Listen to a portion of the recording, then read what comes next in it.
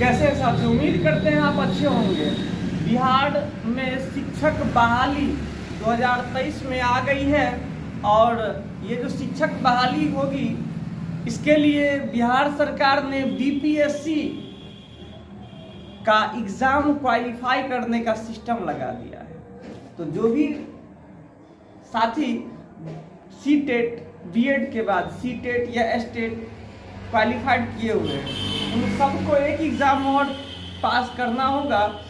बिहार शिक्षक 7वीं चरण की भर्ती के लिए बीपीएससी द्वारा कंडक्ट एग्ज़ाम को पास करना होगा। उसके लिए अभी तक तो वैसे आयोग द्वारा कोई सिलेबस जारी नहीं की गई है, लेकिन फिर भी जहां से पूछता है प्रत्येक एग्जाम में, सीटेट हो या एसटेट हो या सुपरटेट, जहां अदर स्टेट का भी हो, डीएसएसबी में जहां भी हो, उन सब में एनसीईआरटी से पूछता है। और आज हम आप लोगों के लिए उसी के आधार पे एनसीईआरटी का कुछ निचोड़ लेके आए। साथियों बहुत मेहनत करके आप लोगों के लिए ना ये खोज के लाते हैं टॉपिक को, क्वेश्चन को लेके आते हैं, कहाँ से क्वेश्चन उठाता है सीटेट में। आप लोग ना सिर्फ पढ़ लेते हो, लेकिन कितना मेहनत करके टीचर लाता है ना, ये आप लोग खुद से जब बुक पढ़ोगे ना तब पता चलेगा। खैर कोई दिक्कत नहीं, टाइम नहीं मिलता है आपको इसलिए आप मेहनत नहीं कर पाते हो, बाकी आप भी कोई कमज़ोर नहीं मेहनत करने में, ठीक है। तो आज हम जो भी मैंने नोट्स तैयार किए हैं वो देख लीजिए। आप स्टार्ट करते हैं, है ना। टॉपिक आप देख रहे होंगे वन एवं वन्य प्राणी का संरक्षण। सबसे पहले दे देते हैं बीपीएससी, है ना। बिहार 7th फेज या डायरेक्ट हम 7th फेज दे देते हैं, ठीक है। 7वीं चरण का बहाली है।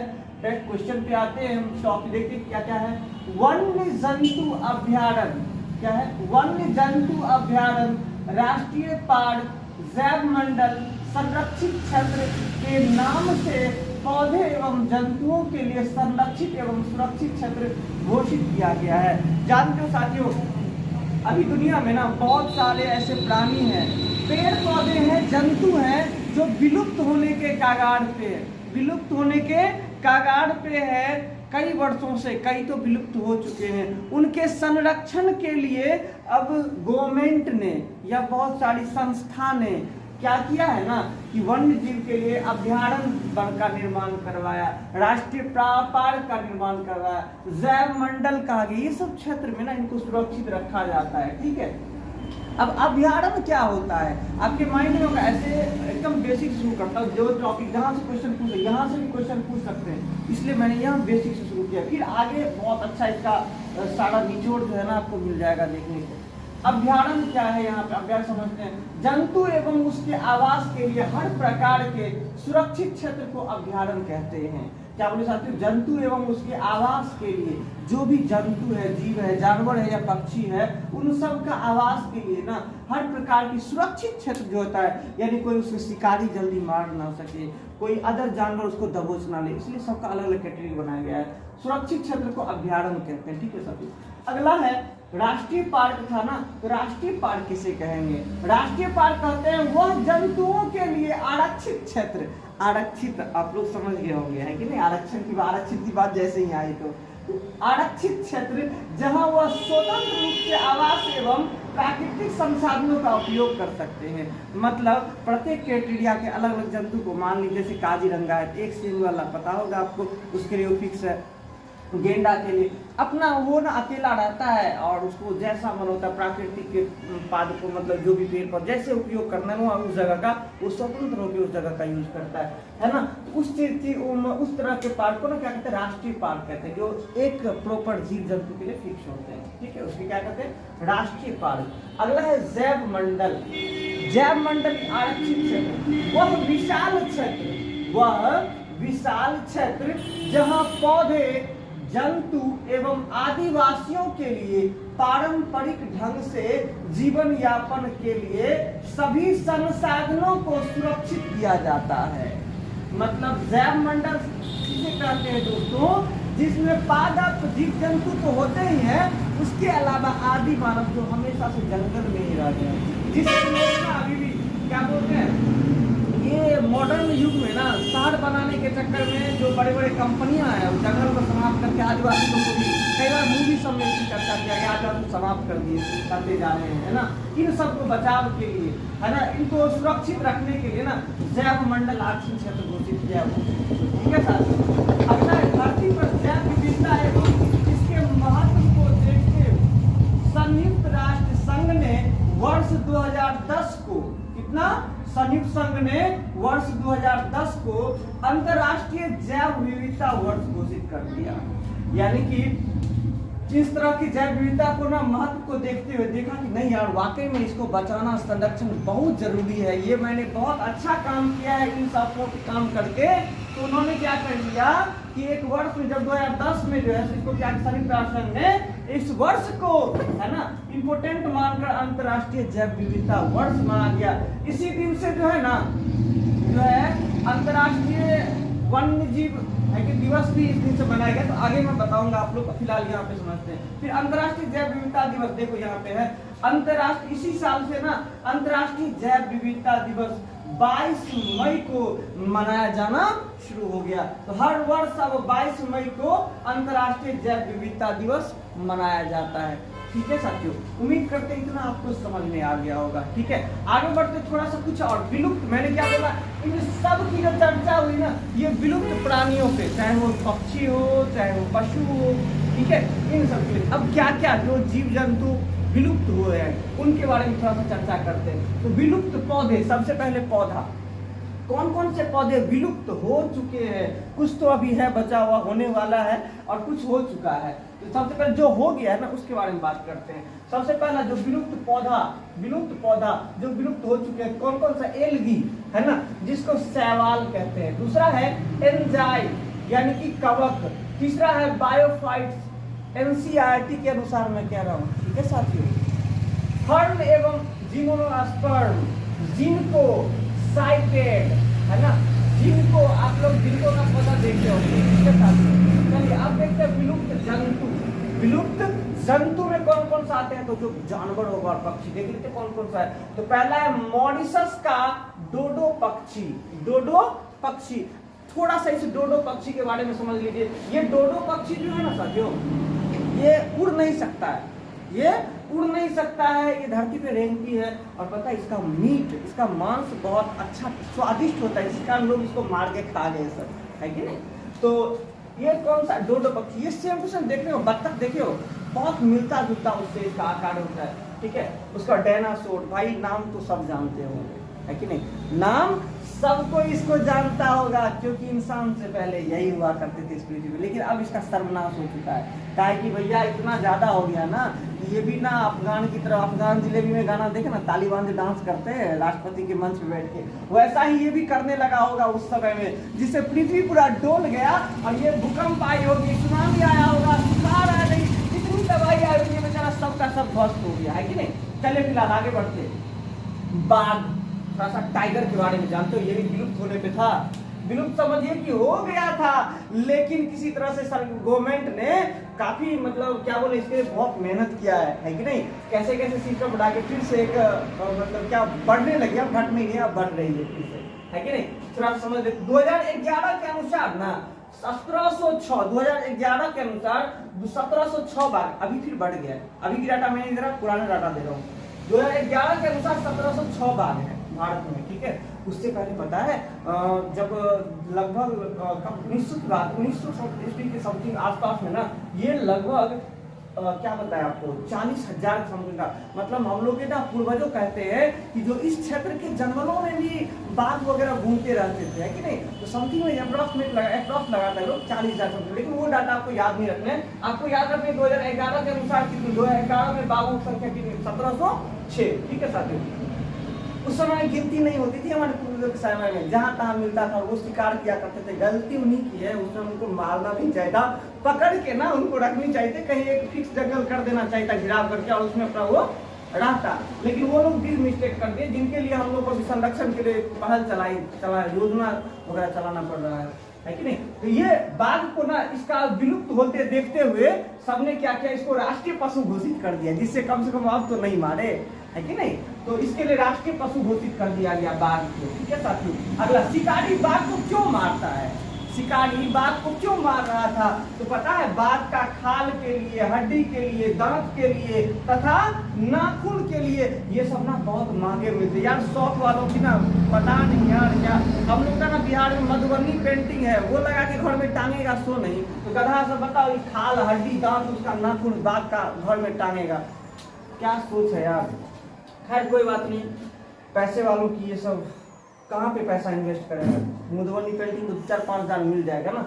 और पता है जब बाघ का खाल वो लाएगा ना तो मतलब 1-2 लाख मिलेगा, तो तब जाके उसको गर्व होता है, देखो बाघ की खाल अपने घर में लगाए हुए हैं। तो खैर भक्तों की कमी नहीं है। फिलहाल देखते हैं बाघों के संरक्षण के लिए 1972 में प्रोजेक्ट टाइगर योजना शुरू की गई।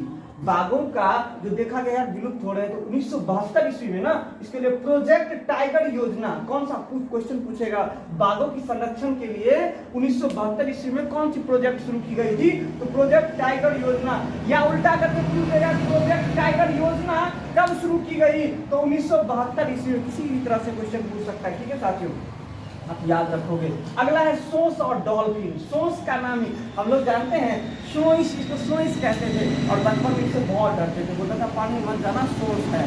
लेकिन अब पता चला कि सोंस ये डॉल्फिन, और जो कि अभी के समय में ना सबसे बुद्धिजीवी मतलब क्या वो इंसान को छोड़ के उसके बाद कोई है, वो है डॉल्फिन, है कि नहीं। एक तरह से ना दोस्ती टाइप से, ये दोस्ताना भाव इसमें रहता है। ये गंगा नदी में मुख्य रूप से पाए जाते हैं। थोड़ा सा देख लेते आगे क्या है इसके बारे में। लेकिन पता है बोला जाता है ना डॉल्फिन एक ऐसा जीव है जो इंसान से भी अधिक अपने दिमाग का यूज करता है। हम लोग कितना 1% यूज करते हैं, 1% से कम, है कि नहीं। लेकिन सबसे ज्यादा ना डॉल्फिन करता है, पता है 20% अपने मस्तिष्क का करता है। हम नहीं कर रहे, मनोवैज्ञानिक कहते हैं। जब आप जो IQ वगैरह टेस्ट करते हैं ना, वो सब CDP में आप लोग पढ़ लीजिएगा, कोई दिक्कत नहीं है ना। तो डॉल्फिन का 20% यूज करते हैं मस्तिष्क का। फिलहाल डॉल्फिन स्तनधारी जीव है, पता है ये जल में रहने वाला, समुद्र में भी और गंगा में खास कर रहता है। बिहार में जो है गंगा नदी में है ना। डॉल्फिन क्या स्तनधारी जीव है, क्या है ये याद रखना, ये याद रखना बहुत इंपॉर्टेंट है। डॉल्फिन क्या है? स्तनधारी जीव है। पता है ब्लू व्हेल का नाम सुने हैं ना, वो भी स्तनधारी है, उसी से मिलता और जुलता हुआ प्राणी है। लेकिन इसका साइज, हाइट, वजन थोड़ा सा कम होता है ब्लू व्हेल की अपेक्षा, ठीक है साथियों। डॉल्फिन की 40 प्रजातियां हैं। ओह माय गॉड, डॉल्फिन का 40 प्रजातियां, कितना है? 40 प्रजातियां, बस इतना ही याद रखना। डॉल्फिन क्या बोले थे हम? ब्लू व्हेल बोले थे ना। ब्लू व्हेल बहुत लंबी चौड़ी होती है, इसका जो लंबाई जो है मात्र 4 फीट से लेकर 30 फीट तक होता है। डॉल्फिन की लंबाई 4 फीट से लेकर 30 फीट तक होती है, लेकिन मैक्सिमम आपको देखने को मिलेगा ना वही 4 से 10 के आसपास। 30 फीट वाला समुद्र प्रशांत महासागर सब में होगा, ठीक है। चले फिलहाल तथा वजन इसका जो है 400 kg यानी कि 10 कुंटल, मैक्सिमम वाला की हम बात कर रहे हैं, समझ गए ना। 4 कुंटल 10 टन जो है ये मैक्सिमम है, मिनिमम नहीं है। चलिए, उम्मीद करते हैं ये बहुत अच्छा लगा, आप लोग को समझ में आ गया होगा। आप लोग के हेल्पफुल है इसमें नो डाउट, तो प्लीज आप अपने साथियों को जरूर शेयर कीजिएगा जिससे उसे भी मदद मिले, ठीक है। तो आगे चलते नेक्स्ट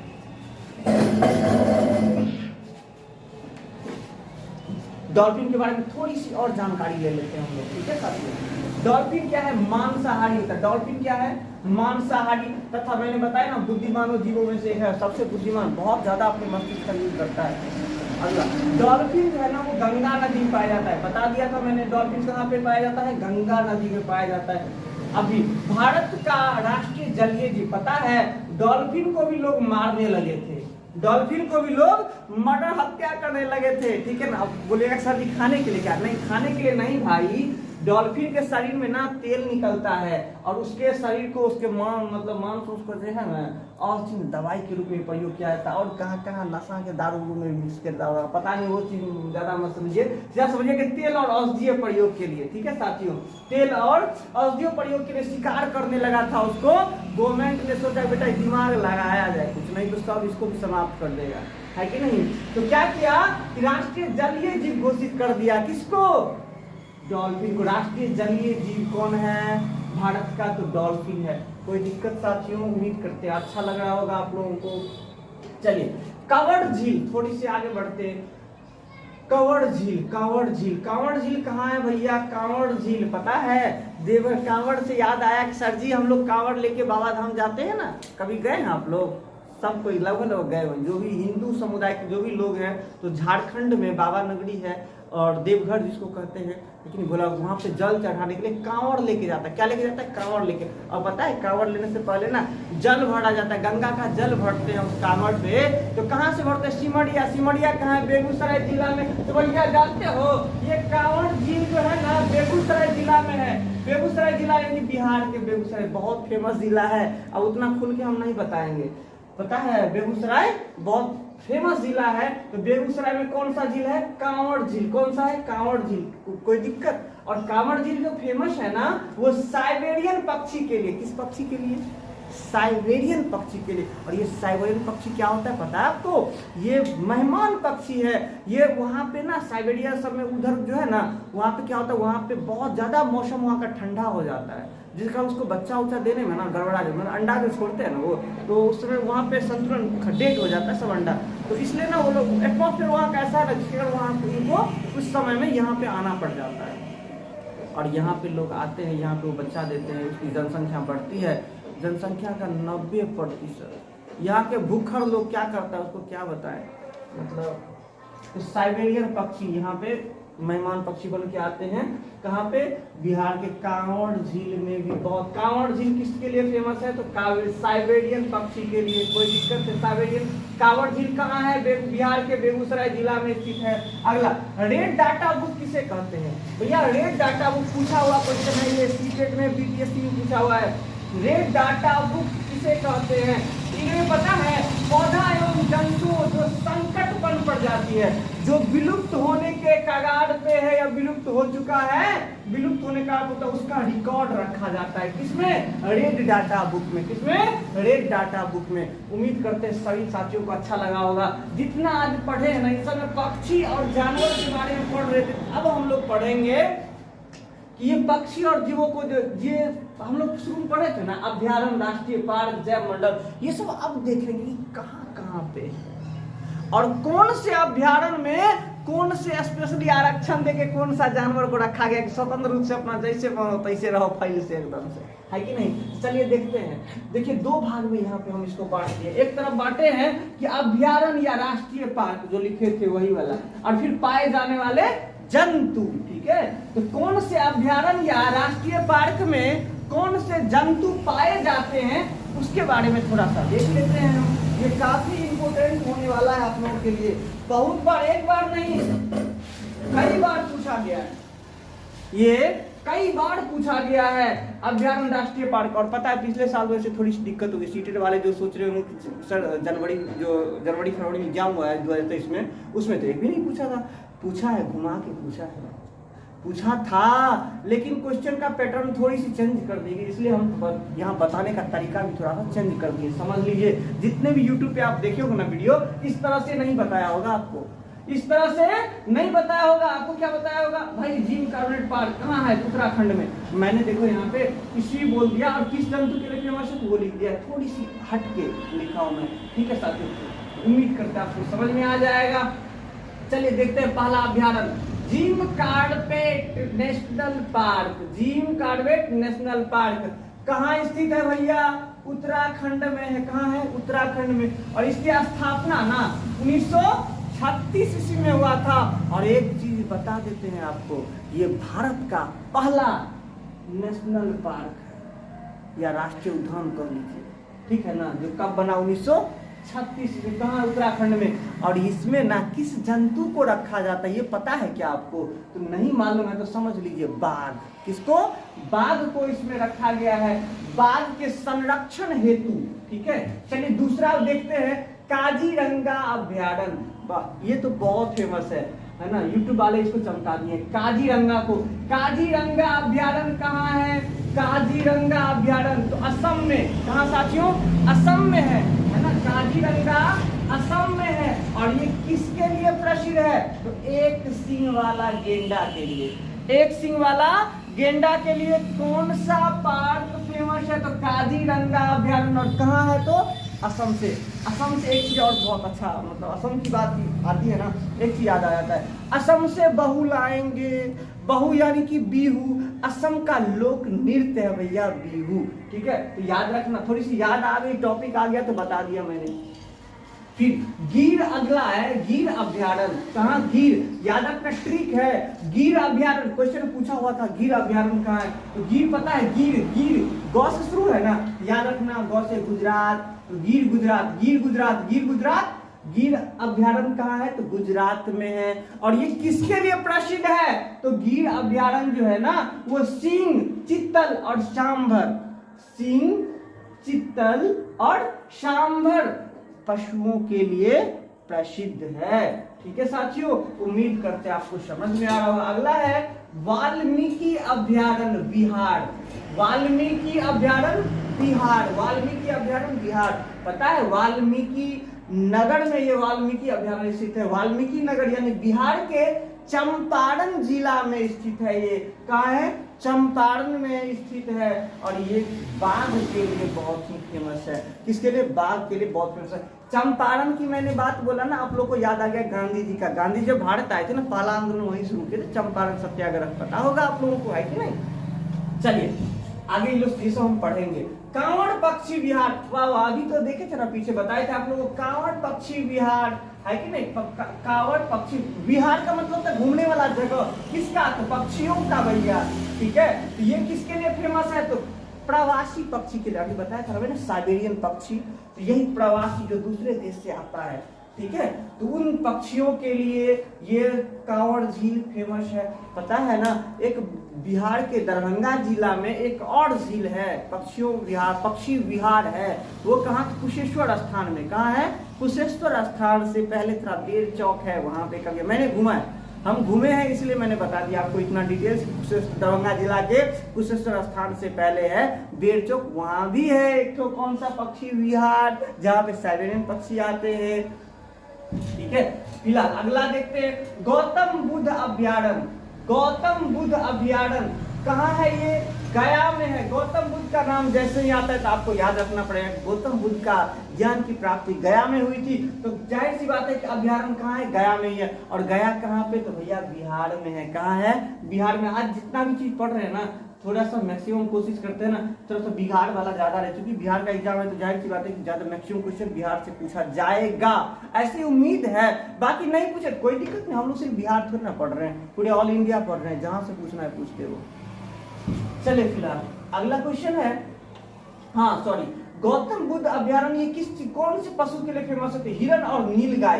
पता है भैया, नीलगाय बहुत परेशान किया है बिहार में, है कि नहीं। अब यहाँ पे गया में ना करता हो, लेकिन अदर जिला में ना बहुत, मक्का सबका ना बहुत मतलब नुकसान किया है। खैर नुकसान वाली अलग बात है, लेकिन इसकी बचाव के लिए बहुत भारी जनसंख्या में हो गया, अब इसको बचाव की जरूरत नहीं है, समझ गए। लेकिन फिर भी अपना संरक्षण दे रहे लोग, दे रहे हैं, लेकिन इसकी संख्या में बहुत ज्यादा हो गया है। अगला है बेतला नेशनल पार्क, कौन सा, बेतला नेशनल पार्क। ये बेतला नेशनल पार्क जो है ना साथियों, पलामू में है, कहाँ है, पलामू। अब बोलिएगा सर पलामू कहाँ है, तो पलामू बिहार से ही अलग हुआ है एक तो राज्य झारखंड, उसी झारखंड राज्य में स्थित है, कौन सा, पलामू, यानी कि बेतला नेशनल पार्क। और ये ना लकड़बग्घा और लोमड़ी के लिए प्रसिद्ध है, लकड़बग्घा और लोमड़ी के लिए। बचपन में डराया करते थे दादी लोग कि लकड़बग्घा आ जाएगा, सो जाओ नहीं तो, क्यों, लकड़ी सुंघा के उठा के ले जाएंगे, कहावत थी। अब समझ में आ रहा है क्या होती है लकड़बग्घा, ये जानवर है ना, अभी भी है, कहाँ पे है, तो ये झारखंड राज्य में है ना, पलामू में है बेतला नेशनल पार्क। और लोमड़ी तो जानते करते, जिसको पंडित जी गाँव में कहा जाता है कि नहीं। और इतना ही नहीं, बोला जाता है गिद्धड़, जब क्या बोलते हैं, चलिए छोटी, हाँ बारिश के टाइम में, दिन को कभी कभी ना धूप भी उगी रहती है, उसमें ना यदि बारिश वगैरह हो जाए तो गांव में कहता है कि गिद्धड़ का यानी लोमड़ी का ना शादी हो रहा होगा, ठीक है। ऐसी ऐसी गाथाएं गांव में चल रही, खैर कोई दिक्कत नहीं। अगला देखते हैं हम लोग, कान्हा नेशनल पार्क, कौन सा, कान्हा नेशनल पार्क। ये मध्य प्रदेश में है साथियों, कहाँ है, मध्य प्रदेश में, कहाँ है, मध्य प्रदेश में। और कान्हा नेशनल पार्क ना बाघ और हिरण के लिए प्रसिद्ध है, बाघ और हिरण के लिए प्रसिद्ध है। चलिए अगला देखते हैं, बांदीपुर अभ्यारण्य, बांदीपुर अभ्यारण्य कहाँ है? तो ये कर्नाटक में है, दक्षिण भारत में है, कर्नाटक। बांदीपुर अभ्यारण्य कर्नाटक में है। और जानते हो ये ना भारतीय पक्षी के लिए फेमस है। ये भारतीय पक्षी की बात कर रहा, प्रवासी या विदेशी नहीं, साइबेरियन नहीं, भारतीय पक्षी के लिए फेमस है ये। अगला देखते हैं भरतपुर, भरतपुर पक्षी विहार, भरतपुर पक्षी विहार ये कहाँ है? राजस्थान में, और राजस्थान में ही भरतपुर जिला है, उसी भरतपुर जिला में भरतपुर पक्षी विहार है, जहाँ पे ये प्रवासी पक्षियों के लिए फेमस है, प्रवासी पक्षियों के लिए फेमस है। अगला रणथंभौर, रणथंभौर राष्ट्रीय पार्क है, ये भी राजस्थान में है और बाघ के लिए फेमस है साथियों, बाघ के लिए फेमस है ये। किसके लिए? बाघ के लिए फेमस है। अगला देखते हैं सिमलीपाल, सिमलीपाल जैव अभ्यारण्य कहाँ है? सिमलीपाल जैव अभ्यारण्य कई बार पूछा हुआ एग्जाम में, सिमलीपाल जैव अभ्यारण्य, लोग भूल जाते हैं, शॉर्टकट नाम है ना, सर लंबा नाम सिमलीपाल। तो ये कहाँ? उड़ीसा में है साथियों, उड़ीसा पता है ना, बंगाल की खाड़ी से सटा हुआ राज्य उड़ीसा है ना। उड़ीसा की नाम जब आते हैं एल्युमिनियम का बात जरूर सबको आ जाता होगा माइंड में, क्योंकि उड़ीसा में एल्युमिनियम बहुत ज्यादा है। जैव अभ्यारण्य का अच्छा उड़ीसा, ये सिमलीपाल जो है ना जैव अभ्यारण्य किसी के लिए फेमस है? कौन से पशु के लिए? तो बाघ के लिए ही साथियों। अगला है नंदनकानन, नंदनकानन अभ्यारण्य, ये भी साथियों उड़ीसा में ही है। कहाँ है? उड़ीसा में ही है और ये भी बाघ के लिए ही प्रसिद्ध है। अगला है सरिस्का, सरिस्का पता है 2023 में पूछा हुआ क्वेश्चन है, इससे डायरेक्ट नहीं पूछा था लेकिन इनडायरेक्ट यहाँ से पूछा हुआ है। सरिस्का अभ्यारण्य कहाँ है? राजस्थान में। सरिस्का अभ्यारण्य कहाँ है? राजस्थान में। और ये फेमस है बाघ और हिरण के लिए, बाघ और हिरण के लिए। और आज का अंतिम लाइन पे चलते हम लोग, सुल्तानपुर, सुल्तानपुर पक्षी विहार, सुल्तानपुर पक्षी विहार कहाँ है? साथियों हरियाणा में है। ये कहाँ है? हरियाणा में है और ये ना पक्षी विहार है, तो पक्षियों के लिए ही प्रसिद्ध है ये। ठीक है, उम्मीद करते हैं आज का सेशन बहुत ही जबरदस्त साथियों, इसको बनाने में ना बहुत मेहनत लगा था। यदि आप लोग को अच्छा लगा प्लीज़ लाइक तो कीजिएगा ही, उसके साथ साथ जो सब्सक्राइब नहीं किए हो और देख रहे हैं मेरे वीडियो को सब्सक्राइब कर लीजिएगा और प्लीज़ दूसरे को भी शेयर कीजिएगा जिससे उन्हें भी फायदा मिले। ठीक है, okay, thank you so much, मिलते हैं अगले वीडियो में।